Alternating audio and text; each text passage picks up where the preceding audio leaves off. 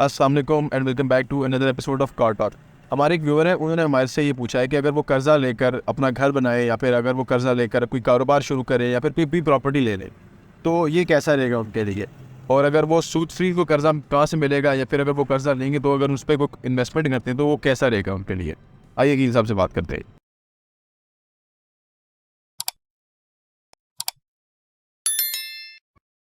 बिस्मिल्लाहिर्रहमानिर्रहीम। जो लोग कर्जा लेके बिजनेस शुरू करना चाहते हैं या एग्जिस्टिंग जो बिजनेस है उसको इन्हेंस करना चाहते हैं तो वो क्या करें। आप इसको इस तरह से आप समझ लीजिए।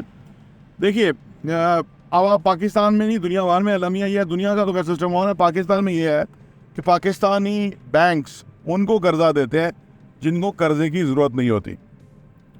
अभी KKD ने जो प्रोजेक्ट शुरू किया हुआ है कराची में, उसके ऊपर कोई 1.5 अरब रुपया वो बैंक फ्लास ले चुके हैं।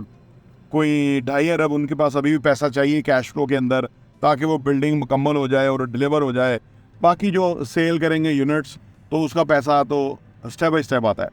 अब आप देखिए कि इतने बड़े ग्रुप्स को ये बैंक्स जो है वो पैसे देते हैं, आम आदमी को या एक स्मॉल मीडियम बिजनेस को आमतौर पे बैंक पैसा नहीं देता, और अगर देता भी है तो इतनी सख्त शराइत होती है कि वो पूरा ही नहीं कर सकता। देखिए, मैंने बिज़नेस में जो चीज़ सीखी है वो ये सीखी है कि आप जो एक्सटर्नल फैक्टर्स है ना, उसको पाकिस्तान में कंट्रोल करना बड़ा मुश्किल है, बहुत मुश्किल है। लेकिन जो इंटरनल फैक्टर्स है ना, उसको कंट्रोल करना बहुत आसान है। यहाँ पे ये जो एक्सटर्नल फैक्टर्स है वो क्या है, वो ये है कि बाहर से सरमायाकारी आपके बिजनेस में कोई पैसा लगाए, वो नहीं लगाएगा, क्योंकि वो कहेगा आपका बैकग्राउंड क्या है, आपने कितना बिजनेस किया, क्या प्रॉफिट होगा, किस तरह जो है ना वो मुझे पैसा वापस मिलेगा, कितना मुझे प्रॉफिट मिलेगा। अब एक बंदे का बिजनेस प्रॉफिट में आया ही नहीं है तो वो क्या ये सारी चीज़ें करेगा। जितने स्टार्टअप्स हैं वो बिजनेस के अंदर पैसा तो अट्रैक्ट कर रहे हैं पाकिस्तान में, लेकिन ज़्यादातर जो है नाकाम है, फेलियर है, क्योंकि वो पैसा मुझे अभी एक रिसेंटली एक ब्रांड था कि जो एयरलिफ्ट जो फेल हुआ है। असल में वो फेल क्यों हुआ है कि इमेच्योरिटी के साथ बिजनेस रन किया गया। यूनिवर्सिटी के लड़के लड़कियां थे जिन्होंने ये पैसा तो उन्होंने ले लिया, अमेरिकन कंपनी ने इन्वेस्ट कर दिया उनके प्रोजेक्ट के अंदर, एयरलिफ्ट के अंदर, लेकिन फिर जो उन्होंने आगे जिस तरह से ऑपरेशनल मामला हैंडल किए वो बहुत ही इमेच्योर थे। कोई डिसेंट बिजनेसमैन या जिसको बिजनेस आता है वो ये इस तरह से फैसले ना करता।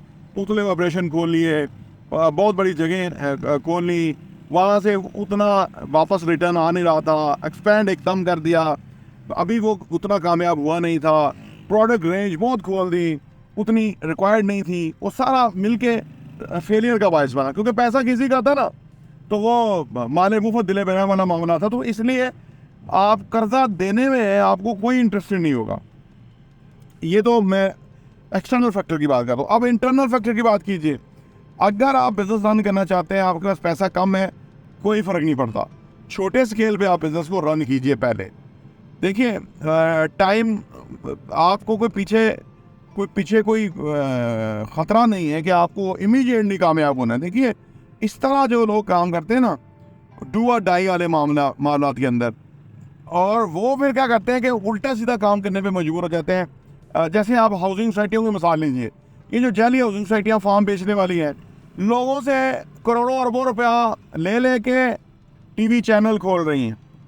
यानी उनको देना था अपना प्लॉट डेवलप करके देना था, वो दे नहीं रहे, उनसे पैसे ले के, वो कर्जा वाला मामला है ना कि लोगों से धोखे से पैसा ले लिया फार्म बेच के, अब वो टीवी चैनल बना रहे हैं, अब वो अपनी स्ट्रेंथ बढ़ा रहे हैं, स्ट्रांग कर रहे हैं अपने आप को, कोई हम पे हाथ ना डाल सके। देखिए, अप्रोचेस हमारे यहाँ अनफॉर्चुनेटली कितनी रॉन्ग है। इसलिए आप पहले बिजनेस रन करना सीखें।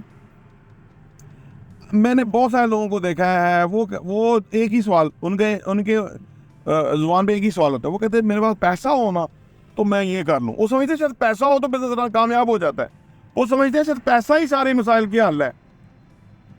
मैं उन लोगों को कहता हूँ कि अगर आपके पास पैसा हो ना तो आप डूबे हुए हो, क्योंकि वो कहते हैं कि दुनिया के अंदर जितना भी वेल्थ है ना, पैसा है ना, रुपया पैसा है, अगर वो दुनिया से वापस ले करके तमाम लोगों में बराबर तकसीम कर दिया जाए, कुछ ही अरसे के बाद वो पैसा दोबारा उन्हीं के हाथों में होगा कि जिनसे वापस लिया गया था। उसकी अब आप देखिए ना कि वो लोग अहलियत नहीं रखते। दुनिया के 95% लोग पैसे को इस्तेमाल करना, पैसे को इन्वेस्ट करना, कारोबार में लगाना, उससे प्रॉफिट कमाना, ये जानते नहीं हैं। और वो समझते हैं कि हम सब जानते हैं, सिर्फ पैसे ही की कमी है। वो समझते हैं कि हमें पैसे की कमी है। यही गलती है। देखिए, कर्जा में लोग जाते हैं, अपने जो एग्जिस्ट करते हुए एहसास हैं वो भी ख़त्म कर बैठते हैं। जहाँ जो उनका स्टेटस होता है उससे भी नीचे चले जाते हैं। क्यों?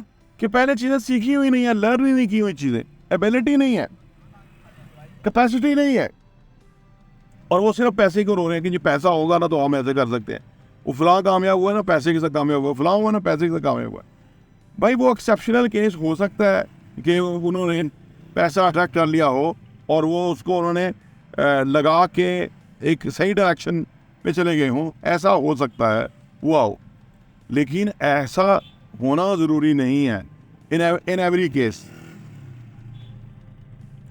तो इसलिए आप ये चीज़ मद्देनजर रखें कि कर्जा